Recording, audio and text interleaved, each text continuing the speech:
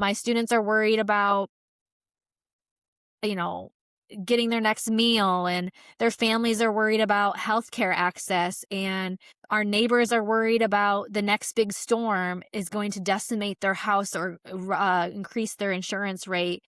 Everyone's worried about going to the grocery store and being able to pay for everything that's in their cart, or do they have to put something back on the shelf because they just can't afford it? Like, these are real issues that extends so much beyond the classroom. And so, I mean, that is why I'm getting in the race. And I just felt like I didn't see somebody in the halls of Congress fighting for my students and fighting for my colleagues and fighting for me in the district, which is a very vulnerable district. I continue to say this in every forum that I'm in. It is a vulnerable district.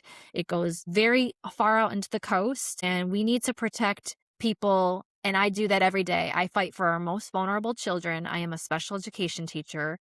That's who these cuts to the Department of Education are impacting. That's what these cuts to healthcare access are going to disproportionately affect. It's going to affect people with disabilities, the elderly.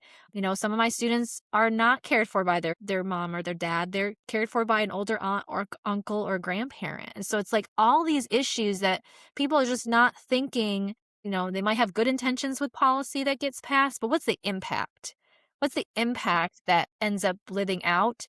And the people on the ground are not the oligarchs, not the people who have access to billions of dollars, not the corporations, is the people on the ground who live and breathe these policy impacts. So that's who I'm fighting for.